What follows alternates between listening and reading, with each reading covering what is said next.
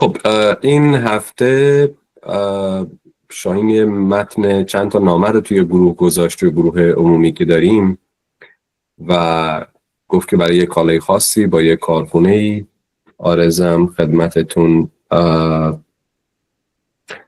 مکاتبه کردن برای بحث قیمت و نمونه های نامه هاشون، نامه های واقعی خودشون که نوشته بودن رو توی گروه گذاشتن که بعدش من اومدم و یه نامه بعد از اون نامه هایی که نوشته بودن رو نوشتم و برای یه کارخونه تامین کننده شون فرستادم. کارخونه تامین کننده هم قیمتش رو از روی $55 اگه اشتباه نکنم برای هر واحد آورد $54.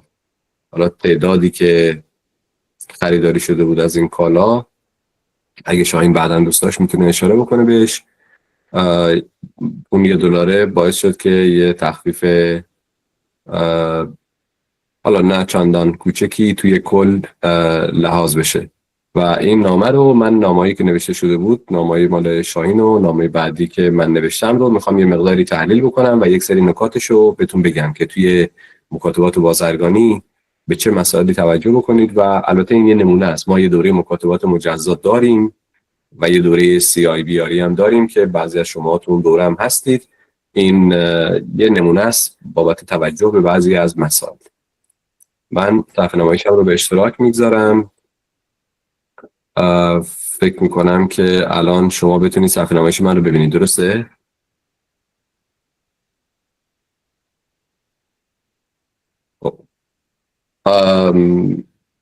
سلر، این نامه سلر نوشته که Dear bro, as spoken over WeChat attached you can find the first PI.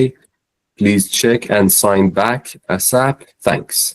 خب ما توی ویچت صحبت کردیم، این پی آی ضمیمه است، لطفاً نام پی آی رو چک کن و امضا کن و برای من بفرست. سپاس. نکته اول اینه که وقتی توی ویچت یا واتساپ مکاتبه میکنید ترجیحاً بعداً جزئیاتش رو توی ایمیل بنویسید اگر توش تصمیمی گرفتید. اگر مثلا گفتید قیمت این، اگر گفتید شرایط اون، توی رسانه‌های اجتماعی پیاماتون راحت هست میشه. رسانه‌های اجتماعی آرزم خدمتتون آرشیو نداره و حتما سعی کنید که حداقل مکاتبات و مراودات مهمتون رو برگردونید و بیارید توی ایمیل اگر که اثر داره تو بلند مدت توی کارتون. این نکته اول. نکته دوم، من وقتی این نامه رو میخونم، توی این نامه میگه آقا پی آی ضمیمه است، برات فرستادم تو ایمیل، لطفاً امضا کن و برگردون سریعاً، تشکر.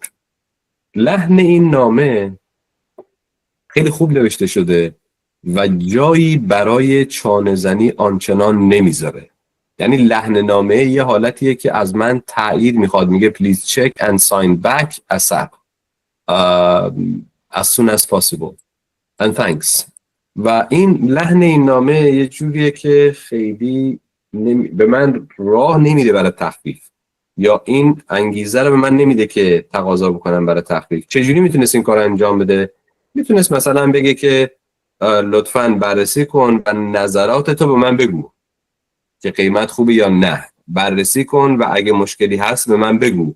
بررسی کن و اگه شما نظر دیگه ای داری به من بگو. Please give us your comments by written or please let us know your ideas or please let us know your thoughts or هر چیزی که به جای تایید از من یه چیز دیگه ای بخواد. این طبیعتاً توی نامه نبود، ولی بایر شاهین اومده این نامه رو نوشته We appreciate the PI provided. However, I would like to discuss the possibility of obtaining a discount for the following reasons. یه نکته خیلی مهم تو مکاتبه اینه که شما به تک تک کلماتی که استفاده میکنید دقت بکنید. این جمله اول یه جمله خوبه. We appreciate the PI provided. حالا میتونیم اگه بخوایم سطح تشکر رو کمتر بکنیم چون میخوایم تخفیف بگیریم، به جای اپریشیت میتونیم مثلا از کلمه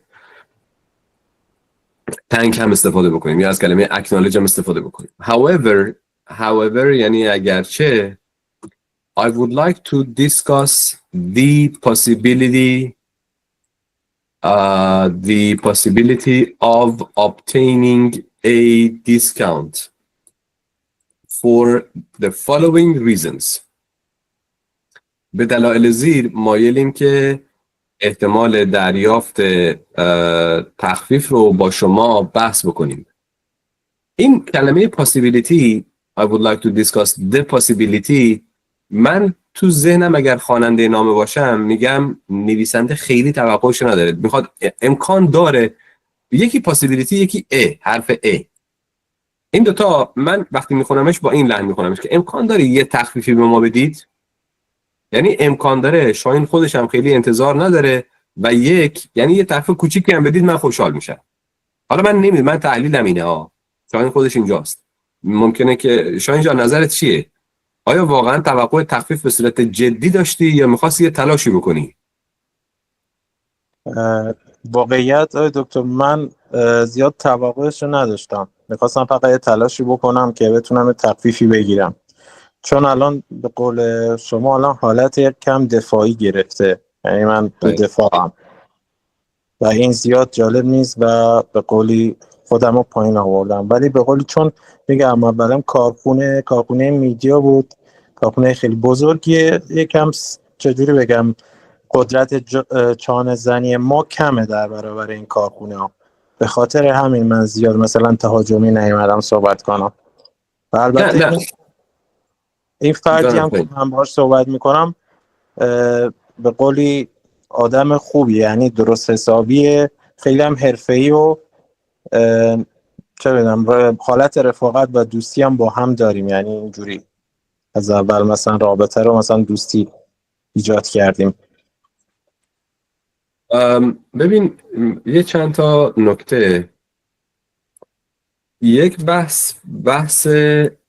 اصلا بحث دفاعی نیست، یعنی حالت دفاعی نیست، حالت اتفاقا خیلی حالت محترمانه با میانه رویه، ولی مسئله‌ای که هست اثر یک کلمه توی جمله، من توش حالت دفاعی و حالت عارضم خدمت چیز نمیبینم، حالتی میبینم که خود توقعش رو نداشت، ضعف نمیبینم، بی توقعی میبینم. یعنی به نظر من یه مکاتبه عالیه به خاطر اینکه اومدی خیلی مرتب و منظم دلایل متنوعی رو توضیح دادی که یکی از این دلایل کافی بوده که بیاد به توی تخفیف خوبی بده.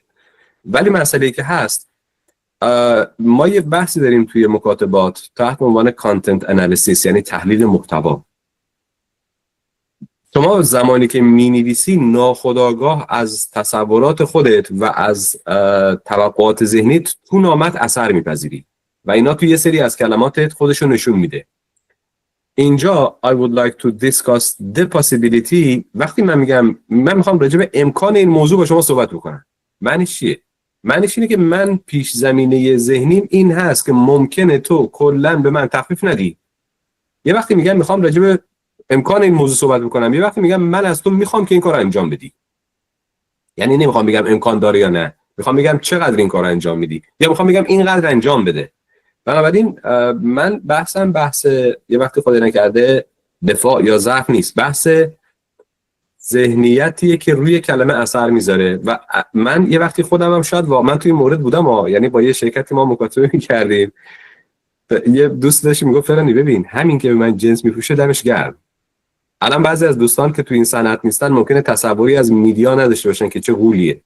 شرکتی که شما میگی یه شرکتیه که شرکت بسیار بزرگیه. بنابراین ولی این کلمه possibility و حرف a discount، اگه قبلش من یه دونه کلمه مثلا بگو یه دونه کلمه considerable بذارم،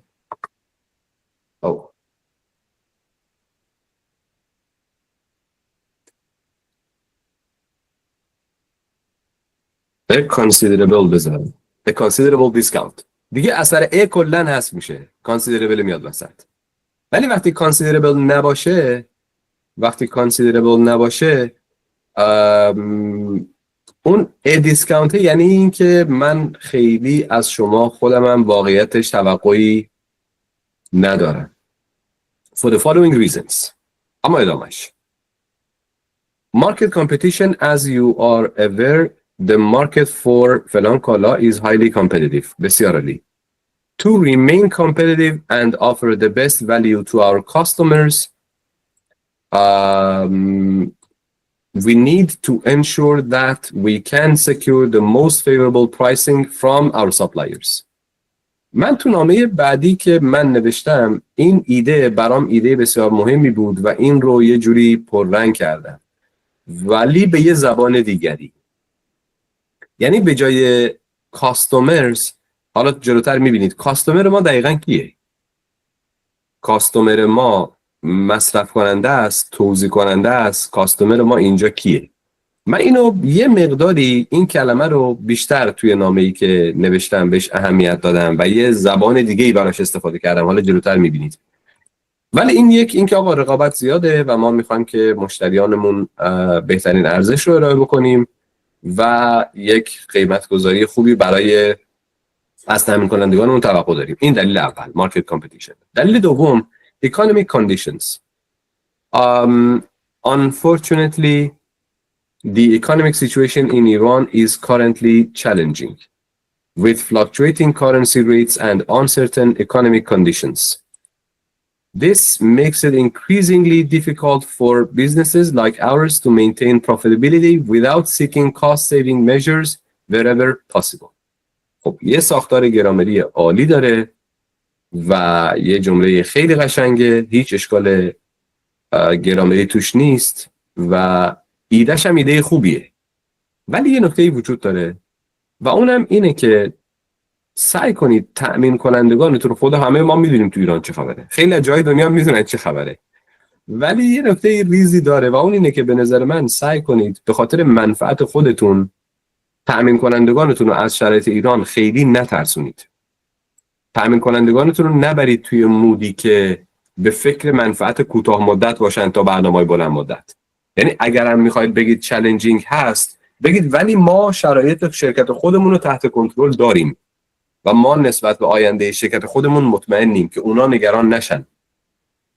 با unfortunately شروع میکنیم، ادامهش میگیم the economic situation in Iran is challenging or is currently challenging with fluctuation. However, in our company everything is under control.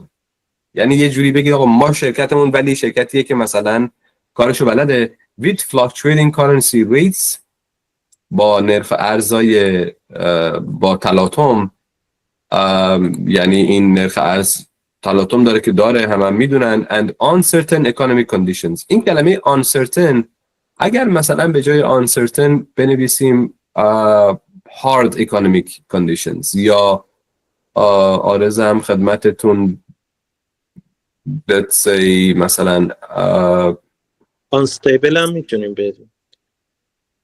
چی شاین جان؟ unstable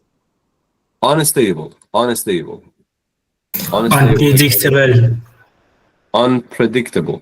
ولی یه جوری باشه که خیلی به طرفمون ترس منتقل نکنیم. This makes it increasingly difficult. این کلمه increasingly difficult increasingly شو برداریم. یعنی اگر increasingly شو برمی داشتیم this makes it difficult for businesses. ولی وقتی میگی increasingly difficult یه جوری اگر بری مثلا بهش بگی یه ماه دیگه آقا کالا رو بده، مثلا 2 ماه به تو پول بدم، 3 ماه به تو پول بدم، ممکنه که دیگه نده. یعنی ریسک یک شرکت تو بهترین حالت برابر با ریسک کشورش. به خاطر همین شاید جا هر جاش دوست داشتی لطفاً میکروفونتو فعال کن، صحبت کن. اگه increasingly شو برداریم شاید بهتر باشه و بگیم difficult for businesses like ours to maintain profitability without seeking cost saving measures wherever possible. cost saving measures یک عبارت خیلی آرزم خدمتتون عالیه. قسمت بعدی، دلیل بعدی potential long term partnership. یعنی هر کدوم از این دلایل خودشون یه دلیل کافیه برای یه نامه درخواست تخفیف و شما 3-4 تاشو هوشمندانه نوشتید. Potential long term partnership. We value our partnership with your company and believe in the potential for a long term mutually beneficial relationship. بسیار عالی. Offering us a discount now could solidify this partnership and lead to continued business in the future. این هم خیلی جمله قشنگیه. من باز همین جمله رو به یه زبان دیگه نوشتم. یعنی واقعیتش اینه که شاید اینجا من واقعیتش راحت بهت بگم چیز جدید آنچنانی ننوشتم توی اون نامه، ولی مواردی که نوشتی رو یه جورایی به یه زبان دیگه‌ای گفتم که برای طرف یه مقداری قابل لمس‌تر باشه. ادامهش currency exchange rates. The current exchange rates between our currencies have placed additional strain on our purchasing power. باز purchasing power خودمون رو به عنوان یک شرکت اگر نگیم تحت فشار یا تحت عارضم خدمت شرایط دشواری هست بهتره، برای اینکه نمیخوام بگم که من تو این شرایط مشتری قوی برات نیستم. نه، من همچنان مشتری قوی ام، من همچنان تلاش میکنم، من همچنان میخوام تو این کامپیتیشن بمونم و قدرت خودمون رو کاهش ندیم بهتره. A slight adjustment in pricing would greatly alleviate some of the financial burden we are facing. یه نکته دیگه که اینجا دیگه من مطمئن شدم که توقع زیادی نداشتین اینه که شما بالا نوشته بودید a discount، اینجا نوشتید a slight adjustment. این عبارت به چه معنیه دوستان؟ a slight adjustment.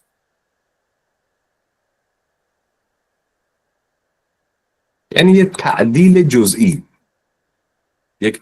جزئی. In pricing would greatly alleviate some of the financial burden we are facing. خب اینجا تو این جمله چند تا نکته مهم هست. یکی financial burden we are facing یعنی مشکلات مالی که ما الان مواجهشیم. یعنی الان من مشکلات مالی دارم. از یه طرف گفتنش ممکنه برای تخفیف گرفتن موثر باشه، ولی از طرف دیگه اون اعتباری که طرف تو ذهنش به من میده رو حذف میکنه. مثل حالتی که من دارم با یه کسی کار میکنم و بهش میگم که مثلا من الان وضعیت مالیم با یه سری مشکلاتی مواجهه و شما فلان کار برای من انجام بده. ممکنه قیمتو کاهش بده، ولی اگه بعداً بخواید ازش اعتبار بگیرید یا بخواید ازش آرزم خدمتون چیزای دیگه بخواید، ممکنه که راحت قبول نکنه. یا اگه یه زمانی ازش بخواید که کالا رو حل کن تا من مشکلات تخصیص ارزم حل بشه پولتو بدم، ممکنه که دیگه نپذیره. ما توی نامه‌ای که 2 ساعت پیش برای شرکت دیگه من نوشتم، ما رسما نوشتیم که آقا این مشکلات تو ایران هست، بحث تخصیص ارز توضیح میدادیم، ولی تهش من نوشتم که ما حاضریم 15 دسامبر اگرم سیستم بانکی تخصیص نداد پولتون آماده است، حاضریم که کامل به صورت غیر رسمی پرداخت بکنیم تا بعداً هر وقتی تخصیص گرفتیم شما تولید بکنید حل بکنید. اصلا پولتو شما کلا اگه از سیستم بانکی نتونستیم بگیریم جداگانه بد میدیم. یعنی سعی کنید که آرزم خدمتتون این ذهنیت اون رو به این سمت نبرید که مشکلات بیرونی که تو محیط ایران وجود داره شرکت منو با شرایطی مواجه کرده که توی شرایط دشواری هستن. A slight adjustment یعنی یه تعدیل جزئی، یعنی تخفیف خیلی بالایی ممکنه نداشته باشم. In pricing would greatly alleviate some of the خیلی اثر زیادی خواهد داشت. یه نکته دیگه خود کلمه alleviate یعنی یه جورایی آزادی، یه رهایی، یک اثر مثبت، ولی برای یک شرکت چینی ممکنه این کلمه، حالا نامه‌های اون بنده خدا خوب بود، زبانش قوی بود، ولی زبان اونم در نظر بگیرید ممکنه برای اون یه همچین کلمه یه مقداری کلمه دشواری باشه، نمیدونم. اینم باید در نظر بگیریم که کلمات ساده تری بنویسیم. بنابراین من توی این جمله برداشت کلیم اینه دوباره که شاهین توقع تخفیف زیادی نداره. پیام جان بفرمایید. استاد من میخواستم یه 2 تا از تجربیاتم رو با اشتراک بذارم. حالا برای بیشتر تجارت با چین، حالا توصیه‌ای که من رو تجربه میتونم به دوستان بگم اینه که سعی کنید پروفورما هایی که میگیرید از تامین کننده‌های چینی عمدتاً یوان بیس باشه، ولی به اصطلاح پرداختتون رو دلاری انجام بدید باهاشون روی توافق. چرا اینو میگم؟ به این دلیل که طبیعتا اونها نرخ پایشون بر پایه، یعنی قیمت پایشون بر پایه یوانه و بعد وقتی که شما میخواید پول رو پرداخت کنید به دلار، این نرخ یوان به دلار توی این چند سال اخیر همیشه ارزش یوان نسبت به دلار کاهشی بوده و برای همین تو تبدیلش به نفع شما میشه که در واقع پول کمتری رو به صورت دلاری پرداخت کنید به تامین کننده. یه نکته و نکته دیگه هم اینه که خیلی وقتا بازی با قواعد اینکوترمز میتونه برای شما از نظر قیمتی یه جورایی تو دلش تخفیفات خوبی رو به وجود بیاره. یعنی مثلا شرکتی که داره به شما قیمت اکس ورک میده، همین تبدیل قاعده اکس ورک به اف او بی میتونه برای شما کاهش قیمت خوبی رو به وجود بیاره. چرا؟ چون وقتی اکس ورک بخواد به شما بفروشه طبیعتاً 13% مالیات میکشه روش و همینجا شما میتونی بگی آقا این 13% حذف کن، به من اف او بی قیمت بده. و خیلی وقتا حساب کتاب که میکنید میبینید که از نظر اینکه هزینه‌های در واقع شما رو خیلی خیلی کاهش میده این کار. حالا این که دو موردی بود که ممنونم پرمچان، دست درد نکنه. این دو تا نکته، یکی راجب نوع ارز، مثلا همین داستان ما برای روبل روسیه هم داریم الان.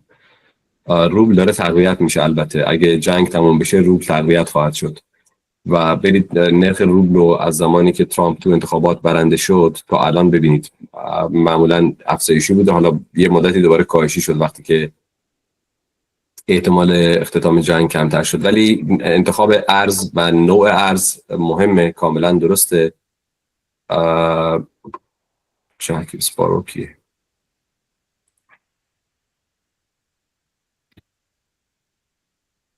جک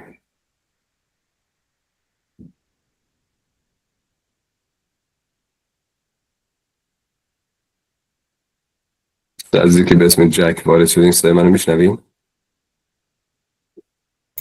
صحیحمون کرده.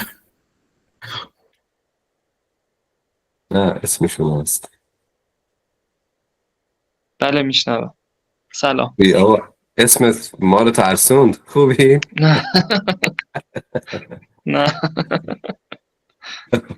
خیالتون راحت باشه.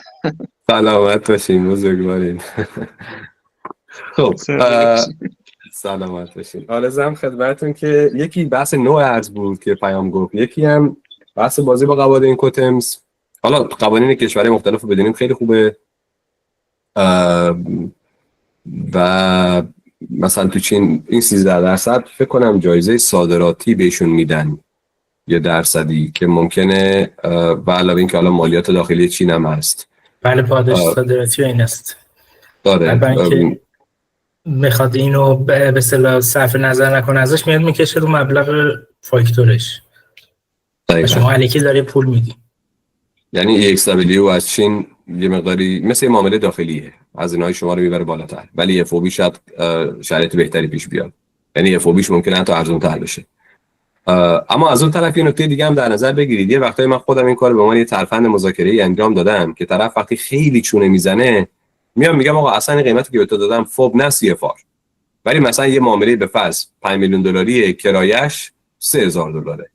یعنی ببینید مبلغی که کرایه داره اضافه میکنه اون تو کل چند درصده. یعنی شما ممکنه تو ذهن بگید فوب به CFR خیلیه، ولی یه وقتی میبینید کالا بسیار ارزشمنده، یه کانتینر و ارزشش بالاست، کرایه‌اش عدد آنچنانی نمیشه، درصد کرایه و وزن کرایه در نظر بگیرید.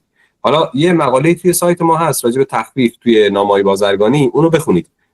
مثلا من یکی از جالب‌ترین تخفیفایی که گرفتم توی کیسی برای ترمومتر، کابل اون ترمومتر رو گفتم به جای 90 سانت 1 متر و 30 سانت 1 متر و 40 سانت من بده. یعنی کابل رو طولانی کردیم و این کابل طولانی شدنه باعث میشد که من بتونم همون ترمومتری که می‌خریدم مثلا $10 رو به جای اینکه فقط روی یخچالای صندوقی، یخچالای سطحی مال بستنی‌ها توی فروشگاه هست، روی اون یخچالا استفاده کنم، بتونم روی یخچالای ایستادم استفاده بکنم. و همون ترمومتر که کابلش 1.40 بود، 1 متر و 30 سانت بود، اگر می‌خواستیم برای یخچالای ایستاده بفروشیم همه چیش همون بود، فقط کابلش مقداری طولانی‌تر بود، ولی ما میتونستیم به پول ایران $1 بیشتر اینو بفروشیم. یعنی یه چیزی مثلا برای طرف 5 سنت هزینه داشت، 4 سنت هزینه داشت، برای من $1 افزایش قیمت ایجاد می‌کرد. یه سری چیزا اینجوری هم باید بهش فکر بکنیم. اما به هر حال برگردیم به این نامه currency exchange rates. اینا رو توضیح دادیم. Considering these factors, I kindly request your consideration of the pricing for فلان product. Reconsideration. لطفاً دوباره اینو بهش بپرداز که کلمه خیلی قشنگ و خوبیه. Any adjustments you can make to accommodate our situation would be greatly appreciated and would help us continue our partnership on a positive note. اینجا دوباره کلمه any adjustment به من میگه که یه adjustment کوچیک هم کافیه. Can make to accommodate our situation would be greatly appreciated. باز یه تشکر بیش از حده and would help us continue our partnership on a positive note. کلیت جمله اوکیه، عالیه، برای اینکه انگیزه به طرف بدیم آخر کار که دوباره این کار انجام بده، ولی عبارت any adjustment anyش یعنی دوباره میگه من خیلی توقعی ندارم. و همه اینا برمیگرده به اینکه خب واقعا هم توقعی نبوده دیگه، ولی من باید مراقبش باشم که خودم تو نامم خیلی بیانش نکنم. Thank you for your attention to this matter, بسیار عالی. I look forward to your response and hope we can come to a mutually beneficial agreement. این تیکشو من خیلی دوست داشتم. I look forward to your response. من منتظر جواب تو هستم. And hope و امیدوارم and hope we can این کنه با بتونیم we can come to a mutually beneficial agreement. ما بتونیم به یک موافقت متقابلا سودآور یا منفعت آمیز برسیم. یعنی هنوز ما به اینجا نرسیدیم. hope we can یعنی هنوز نرسیدیم. بستگی داره به این تخفیفی که تو من میدی. برای نامه‌های تخفیفی سعی کنید که یه جمله‌ای بنویسید دال بر این که مثلا سفارش من، مقدار من، چارچوب من بستگی داره که تو چه تصمیم میگیری. مثلا یه جمله‌ای رو ببینید our future orders will be submitted accordingly. یعنی من سفارش‌های بعدیم و آتیمو بر مبنای این درصدی که تو تخفیف میدی تصمیم خواهم گرفت. Our future orders will be submitted accordingly. حالا این میتونه our future orders quantity باشه.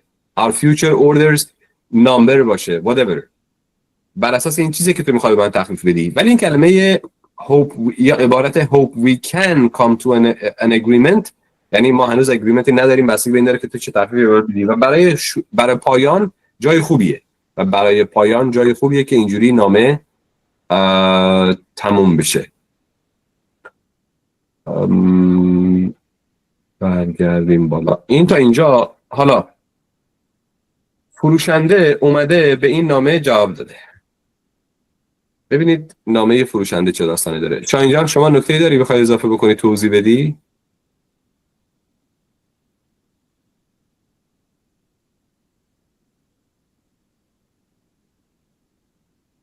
پس شاهین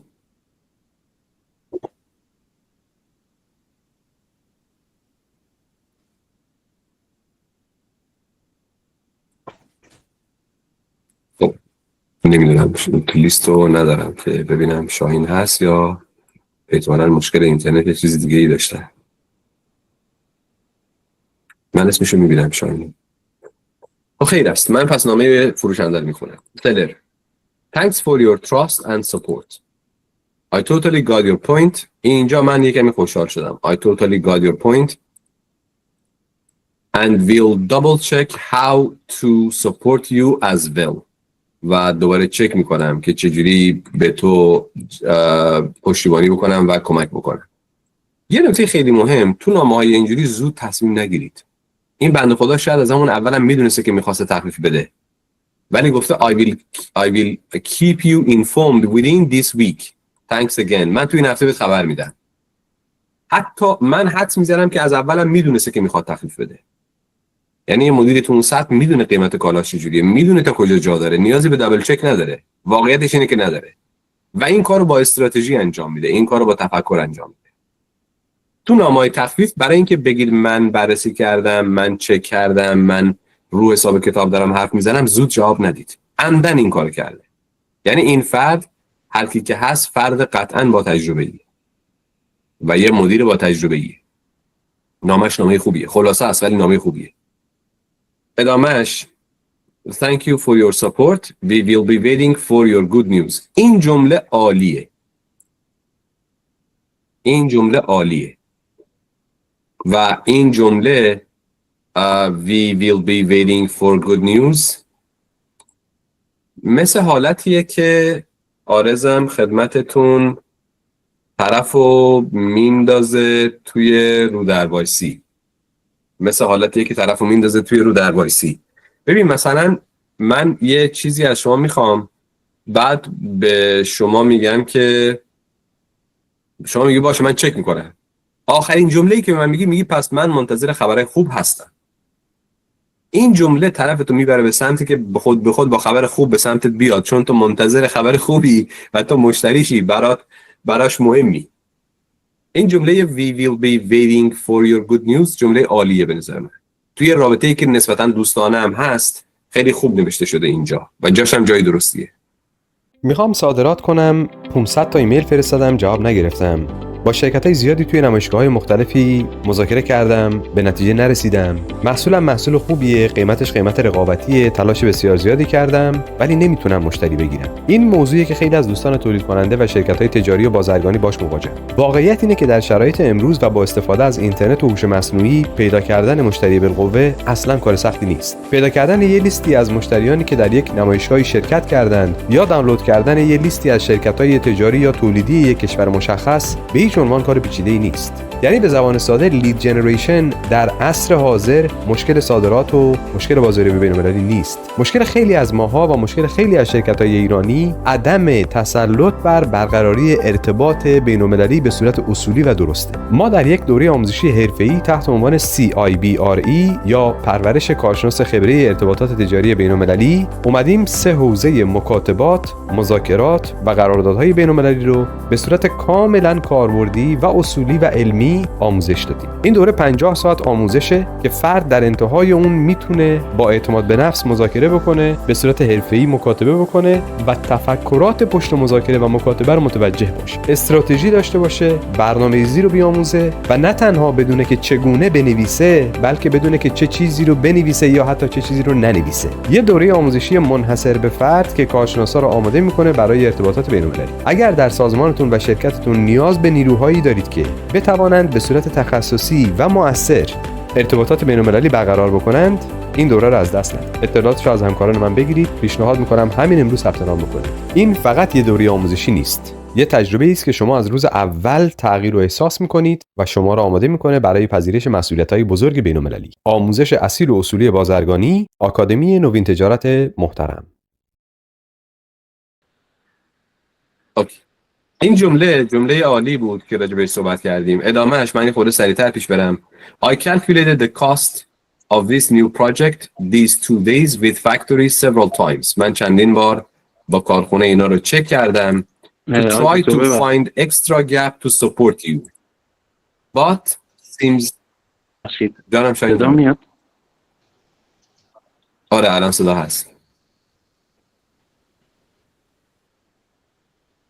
قطع شد.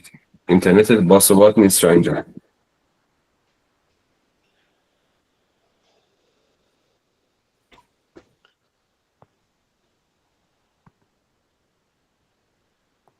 این صدات نیست اینجا.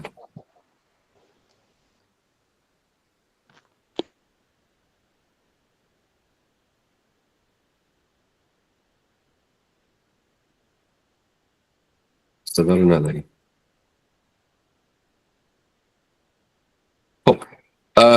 من نامه رو بخونم، حالا بعد شاید نگه شد دوباره آدیو رو بس میکنه که بتونیم صحبت بکنیم. I calculated the cost of this new project these 2 days with factory several times to try to find extra gap to support you. But seems the cost even increased. من این جمله رو که خوندم گفتم که نمیخواد تخفیف بده. یعنی میگه من چند بار با کارخونه چک کردم و توی این جمله میگه but since the cost even increased نمیخواد تخفیف بده. یعنی شما تو قسمت اول نامتون معمولا اگه بخواید خبر خوب بدین یه جوری میگیدش یا یه جوری می‌نویسید که طرف متوجه منظورت بشه. این جمله به من میگه که نمیخواد تخفیف بده. حالا ادامهشو ببینیم. توی گیم آف ترونز اون آقای بسیار باهوشی که کوتاه قامت بود یه جمله‌ای داشت میگفت که تمام جمله‌های قبل از اما بی‌معنیه. همه اینایی که میگیم اوکیه ولی این بات مثلا تو آدم خیلی خوبی هستی، تو آدم فلانی هستی، فلان فلان فلان، ولی ما تصمیم گرفتیم مثلا شما رو اخراج بکنیم. اون جمله قبلی برای دلخوشیه. من پیش خودم میگفتم که خب این احتمالاً پس نمیخواد تخفیف بده، به خاطر اینکه میگه قیمت اون حتی اضافه هم شده. Firstly, this is a totally new project. We started it with exact price request, but added some new parts during the project without any price changing, like accessory holder, power cord length, and some other items. اینجا گفتم خب پس دیگه اگه قبلا فهم کردم 80% نمیخواد تخفیف بده، اینجا پیش خودم گفتم 99% نمیخواد تخفیف بده. یعنی میگه که آقا ما با یه قیمت دقیقی حساب کتاب کردیم، بعدن شما اومدی یه سری چیزا هم بهش اضافه کردی، نگهدارنده متعلقاتشو یا پاور کوردشو طولانی تر کردی، کابلشو طولانی تر کردی یا چیزای دیگه. Secondly, SKD format also caused cost increasing. چارچوب SKD حتی هزینه ما رو بیشتر هم کرد. Your final SKD format is just like CKD. فرمت نهایی SKD شما مثل حالت CKD. A lot of parts need to be packed separately, which increased packing materials cost. خیلی از قطعات لازمه که جدا بسته‌بندی بشه و این باعث میشه که هزینه بسته‌بندی ما افزایش هم پیدا بکنه. But we just calculated cost based on the standard format I offered you before from beginning. ولی هزینه بسته‌بندیمون رو ما طبق همون چیزی که قبلا صحبت کرده بودیم در نظر گرفتیم. اینجا باز این پاراگراف هم به من میگه که یه دلیل دیگه یه برای تخفیف ندادن. یعنی این نامه خیلی نامه جالبی بود. یکی از جالب‌ترین نامه‌ای بود که من تا حالا دیدم. اولش میگه که خب هزینه‌ها اضافه شده، دوم میاد میگه که شما یه سری کالاها و قطعاتی اضافه کردید بهش، بعد میاد میگه CKD هزینه بسته‌بندی من افزایش داده. همش هم منطقی.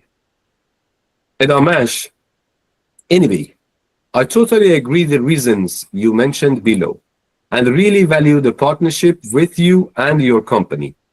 In really value the partnership with you and your company یعنی برای ما ارزش زیادی قائله و میدونه که ما چقدر مشتری خوبی هستیم. So I will support you personally with 1.5% discount. من شخصاً با یه تخفیف 1.5% از شما حمایت میکنم for first order, which means the first order price will be 55 USD که سفارش اول قیمت مثلا 55 خواهد بود. Attach updated PI for your confirmation. PI هم ضمیمه کردم برای تاییدت. For your confirmation. اینجا این یه جمله خیلی خوبه. ای کاش، از نظر خودش دارم به قضیه نگاه میکنم، ای کاش نامشو اینجا تموم میکرد. اگر اینجا تموم میکرد شاهین میومد سراغ من به شاهین میگفتم شاهین احتمالاً راه نداره. ببین 3 تا دلیل آورده که به تخفیف نده، آخرش میگه 1.5% تخفیف میدم لطفاً تایید کن. راه نداره. خیلی من امیدی ندارم که به ما تخفیف بده. ولی اشتباه استراتژیکی که تو نامش کرده جمله بعدیه. جمله بعدیش به من این انگیزه رو داد که به شاهین بگم 20% ممکنه تخفیف بده. میخوای تلاش بکنیم؟ I will also keep checking how to support you continuously. من همچنین چک میکنم که چجوری میتونم دائما از تو حمایت بکنم. And try to support you again from next order. این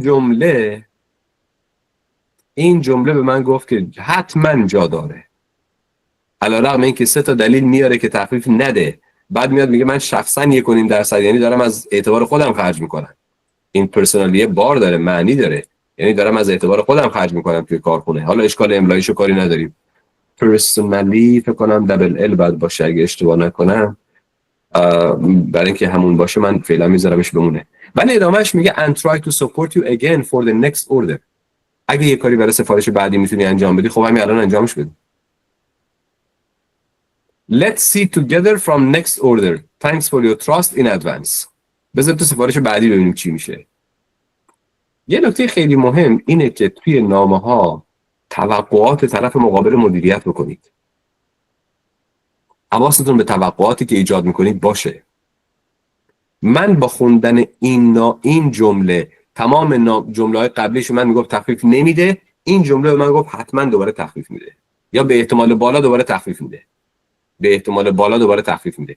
پس مراقب باشید اگه نامش رو همینجا تموم میکرد، اگه این تو نامش نبود، اگه این دیلیت میشد، من میگفتم شاید خیلی راه نداره. ولی این جمله به من میگه که نه، راه داره. نمیدونم میتونم منتقل بکنم یا نه. این بحث امروز ما واقعا یه بحث زیربنایی برای مکاتبات ها. امیدوارم که نگرش شما رو راجع به مکاتبه واقعا عوض بکنه که به چیزایی که می‌نویسید خیلی حواستون رو جمع کنید. چون آدمای با تجربه وقتی نامه شما رو میخونن فقط متنتو نمیخونه، فقط کلمتو نمیخونه، پشت نامتو لحنتو بررسی میکنه و این بررسی لحن مهمه و این یه مهارت واقعا ارزشمنده. یه مهارت واقعا ارزشمنده. سجاد جان شما دستتون بالاست. نمیدونم از کی صبوری کردید. نه وقتتون بخیر. حالا از این نامه آخری یه جورایی داره با منت گذاشتن سر مشتری برای خودش هم امتیاز میخره، همین که احتمال این که مشتری رو توی یک موقعیتی قرار بده که ازش خرید کنه بالا میبره. ولی خب یه جورایی با کلمات بازی کردن و اینطوری با سیاست جلو رفتن و حالا نمیدونم گفتن و همون منت گذاشتن و این چیزا شاید مثلا به بعضی از مشتری‌ها یکم بر بخوره، بگه حالا مثلا من یه تخفیفی خواستم، این داره از چیز اضافی که بر من گذاشته توضیح میده که حالا بخواد اون درصد تخفیف رو بیاره پایین. شاید برای همکاری اولیه یکم نامناسب باشه، اما مثلا اگر وسط کار قبلا سفارشی مشتری داشته بخواد اینطوری صحبت کنه باز بهتر باشه. ولی برای من به نظر من برای سفارش اول یکم تنده این روش. آرزم خدمت سجاد جان یه نکته خیلی مهمی تو تحلیل مکاتبات، من جدای از گروه عمومی به شاهین پیام دادم که شاید یه مقداری راجع به این پروژه و این شرکت و این مجموعه‌ای که دارید باهاش کار میکنید به من توضیح بده. یه مسئله بسیار مهم کانتکست بحثه. یعنی ما تو چه شرایطی با این کارخونه هستیم، تو چه رابطه‌ای با این کارخونه هستیم. این پروژه هرچند که پروژه آرزم خدمتتون جدیدیه ولی تو وسط فرایندن، یعنی قالبای اینا طراحی شده، وسط کاریم قالباش طراحی شده، یه سری کاراش انجام شده و من حدس میزنم که مجموعه شاهین اینا از اینا کالای دیگه خریدن. یعنی این اولین پروژهشون نیست، این یه پروژه جدید هست ولی اولین پروژهشون حدسم اینه که نیست. و توضیحی که شاهین من داد این بود که وسط کارن، یعنی کار به هر حال پیش میره، کار به هر حال پیش میره. ولی خب کانتکست هم مهمه، شخصیت طرف مقابل هم مهمه. یعنی همه افراد با یه حالت خاصی یکسان ممکنه که نباشن. ولی به هر حال یه بحث خیلی مهمیه که مراقب پشت کلمات باشیم. حالا نمیدونم شاهین هست یا هنوز اینترنتش مشکل داره. یه لحظه دیدم که از جلسه خارج شد، نمیدونم دوباره برگشت یا نه، اینترنتش مشکل داره متاسفانه. اسمش رو نمیدونم تو لیست.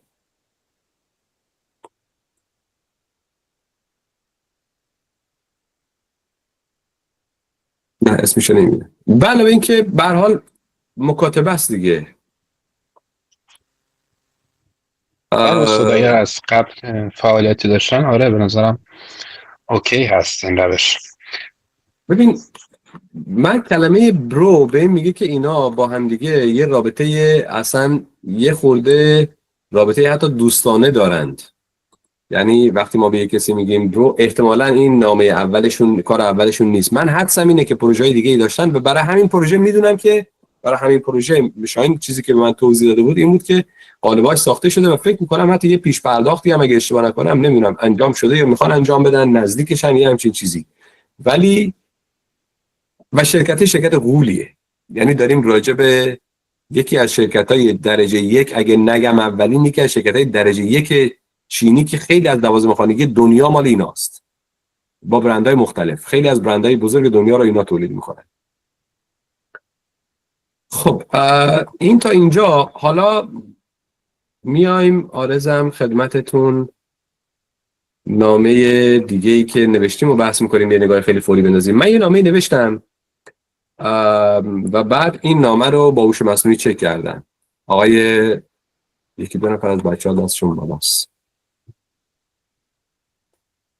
سجاد جان شما نکته دیگه‌ای دارین؟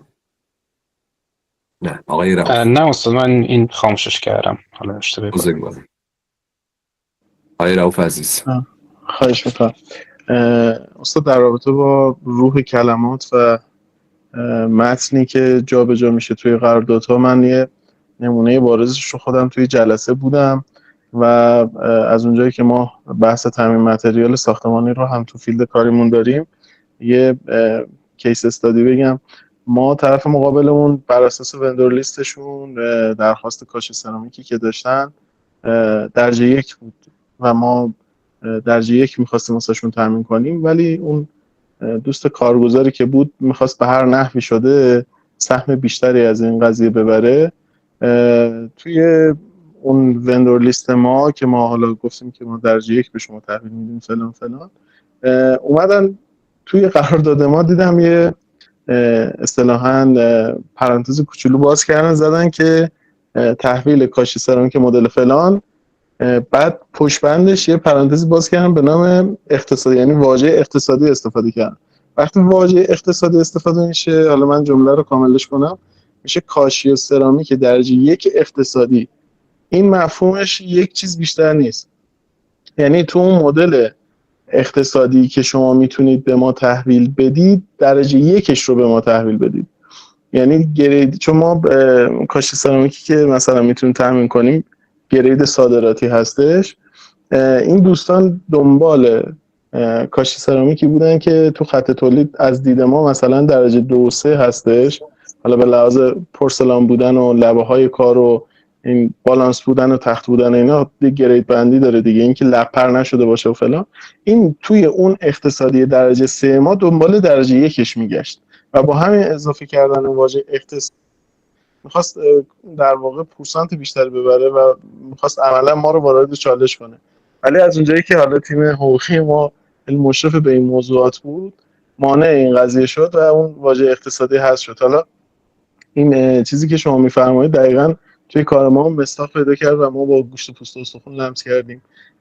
واقعاً واژگان میتونه در واقع تاثیرگذار باشه توی یک قرارداد و به قول این دوستانی که کار حقوقی انجام میدن میگن بهداشت حقوق، بهداشت قرارداد خیلی مهمه. این واژگان و جملات و پاراگراف‌ها میتونه بهداشت قرارداد رو در واقع پاس بداره و به شدت تاثیرگذاره توی نحوه حتی اجرای یک پروسه تجاری.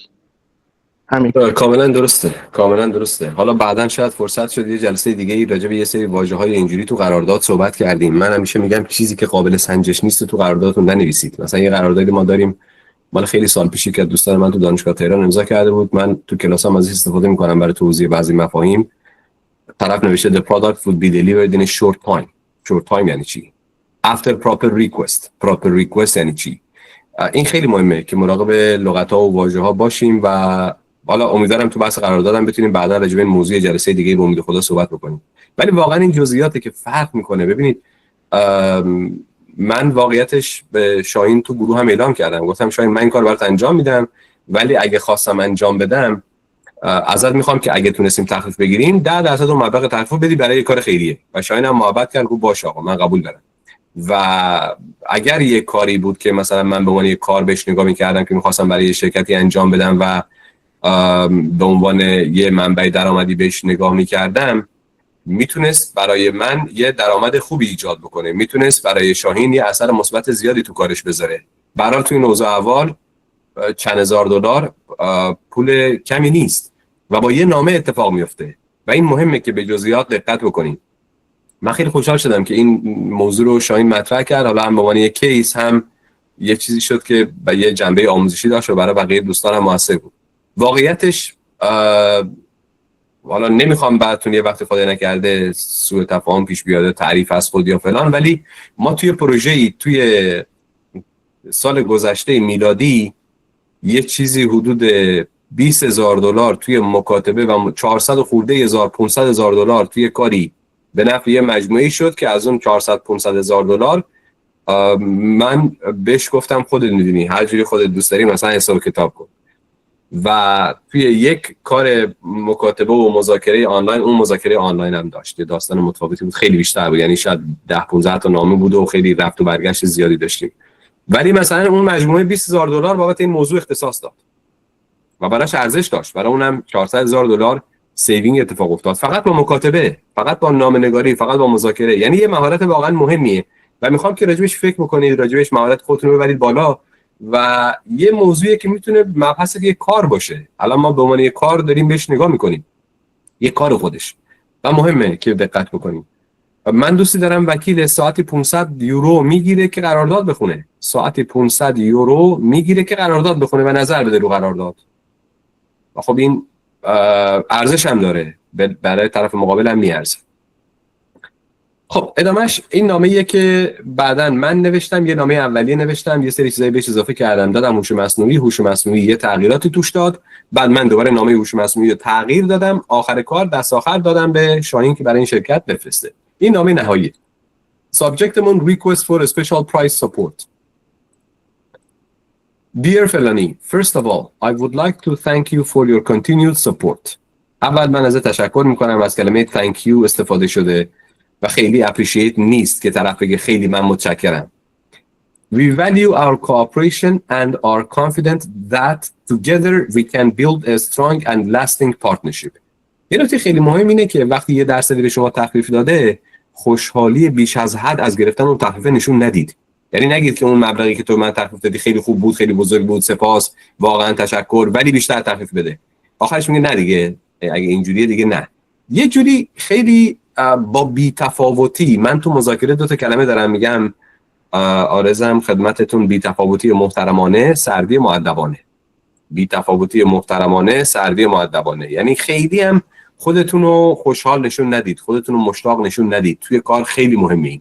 اگه طرف حس کنه با چیزی که گرفتی خوشحالی، دیگه ممکنه بهت تخفیف بیشتری نده. اینجا ما مایلیم از شما تشکر بکنیم، به علاوه اینکه همکاری هم برای ما ارزشمنده و امیدواریم که بتونیم یک همکاری بلند مدتی رو بسازیم که این جمله شبیه اون جمله‌ایه که قبلا راجبش صحبت کردیم و یه توضیح اجمالی بهتون دادم. I am writing to explain a little more about our current situation and to make a special request. من نمیخواستم این تقاضای منو به عنوان تقاضای تکرار تخفیف در نظر بگیره. A special request that is very important که خیلی برای ما مهمه. ننوشتم that is important, very important. very قبل از کلمات خیلی هم میگن ننویسید، ولی من اینجا نوشتمش very important for the success of our project، برای موفقیت پروژه‌مون، که خودش هم به پروژه اشاره کرده بود. At this stage, our main priority is to position the product strongly in market and ensure that our distributors see real value in working with us. ببینید اونجا تو نامه قبلی کلمه کاستومر بود، اینجا من کردمش دیستریبیوتور. من دنبال تخفیف دادن به مشتری نهایی نیستم، دنبال تخفیف دادن به توزیع کنندگانم. من میخوام توزیع کنندگان ارزش واقعی توی کار با ما ببینن.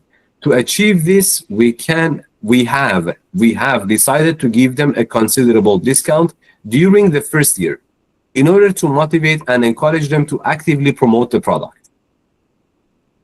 اینجا چند تا نکته خیلی مهمه.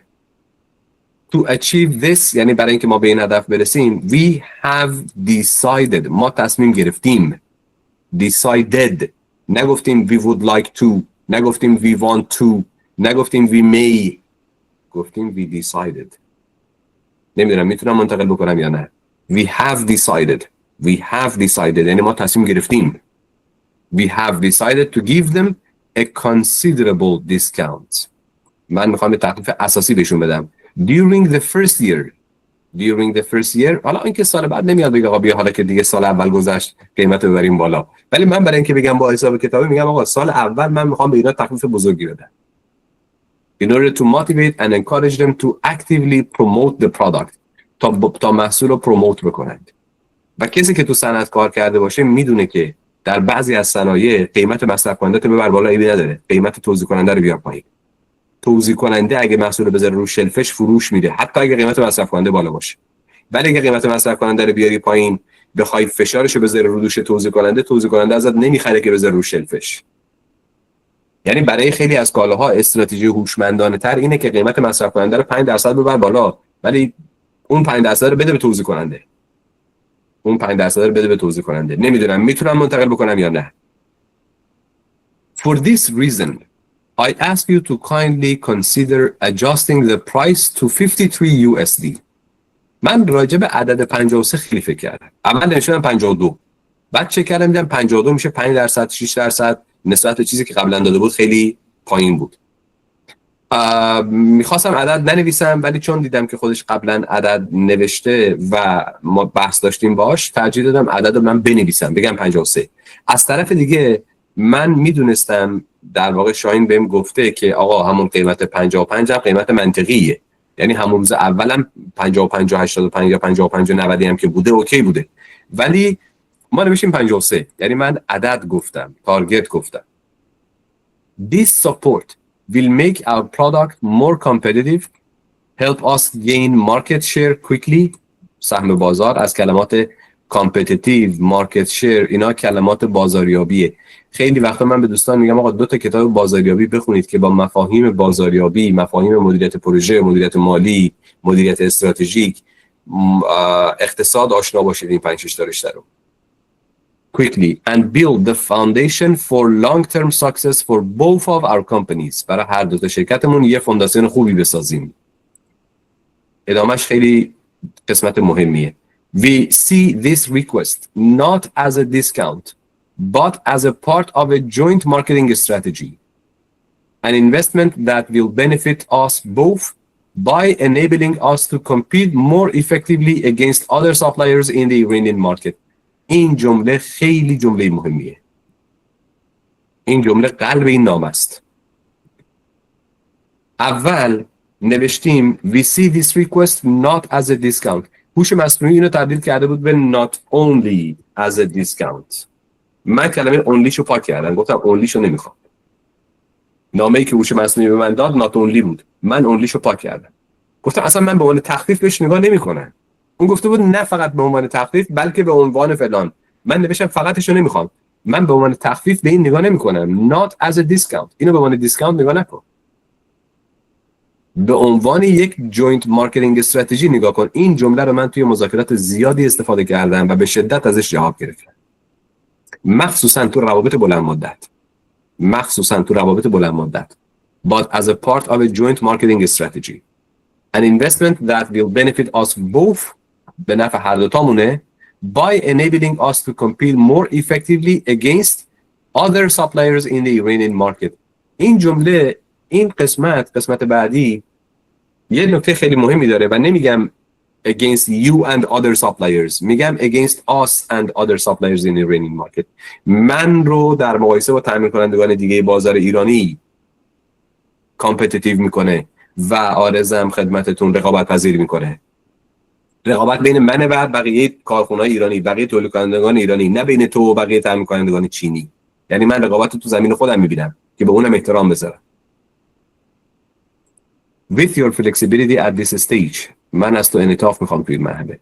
We are confident that our cooperation will grow stronger and create lasting results in larger quantities. این larger quantities هم من خودم اضافه کردم، هوش مصنوعی ننوشته بود. شاید هم خیلی هم از نظر گرامری جمله رو یه خورده از قشنگیشو کم کرده ولی اثر بخشیشو بیشتر میکنه. یعنی میخوایم تو تعداد بیشتر سود بکنیم، نه تو حاشیه سود، توی مبلغ سود به صورت روی تعداد. With your flexibility at this stage, we are confident. این کلمه confident یعنی مطمئنیم. ننوشتیم we think، ننوشتیم we may، ننوشتیم we will be، ننوشتیم we are confident that. ما مطمئنیم که این اثر زیادی داره بر همکاری آتی ما. Thank you very much for considering this request. I am sure that your support will go a long way in securing our mutual success. یه جمله انگیزشی حالا اینجا و همین رو نوشتیم براش فرستادیم. اگه کسی نکته نظری داره بفرمایید.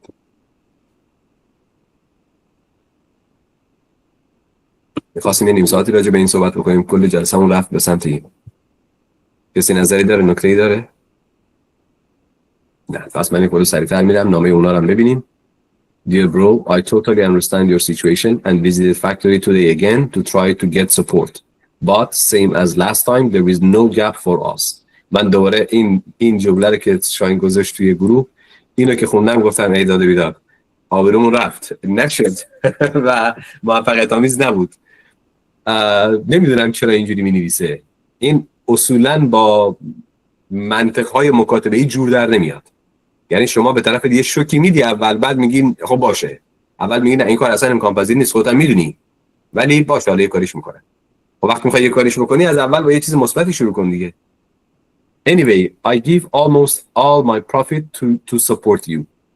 این جمله بی‌معنیه. تو بیزنس که کسی نمیاد کل منفعتشو بده که از من حمایت بکنه. برای اینکه من باش کمتر چونه بزنم شاید همچین چیزی نوشته. Let's move forward with 54 USD for the first order. برای سفارش اول $54 بذار ادامه بدیم. $1 تخفیف. I promise I will keep checking the way to lower the price. 53 USD will be my next target to support you. واقعیتش اینه که اگر دفعه دوم یا سوم تقاضای تخفیف نبود، این جمله به من میگه هنوزم جا داره. هنوزم تسلیم نشو. یعنی اگر حوصله داشتیم، نمیدونم حالا نامه‌های بعدیشو من دیگه ندیدم، حالا بعداً به شاهین میگم اگه دوست داشت به من بده اون نامه رو داشته باشم که چی گفته در جواب. ولی یا شاهین چی بهش گفته، ولی میتونستیم هنوز جا داشت که حالا دیگه این بحث ادامه پیدا نکرد. ولی این جمله که میگه I will keep checking the way to lower the price 53 USD will be my next target to support you به من میگه هنوز جا داره. I'm sure there is ways. من مطمئنم راههایی وجود داره to achieve it if we just work together to get more market share. این جمله to get more market share به من میگه که من اگه سفارش بعدیم، اینو حالا شاهین شاید بعداً فیلمو ببینه الان اینجا نیست، اگه سفارش بعدی سفارش قابل توجهی بود حتما اینو دوباره بهش یادآوری کن. یعنی دوباره تلاش کن که ازش تخفیف بگیری چون خودش داره قولشو میده برای آینده. Also, I updated PI in attachment. Please sign back and arrange deposit ASAP. Thanks, bro. PI زمیم است و لطفاً دیپازیت رو هماهنگ کن و سپاس. این یه تجربه بود که توی این هفته اتفاق افتاد. اگه شما نکته موضوعی بحثی دارید بفرمایید.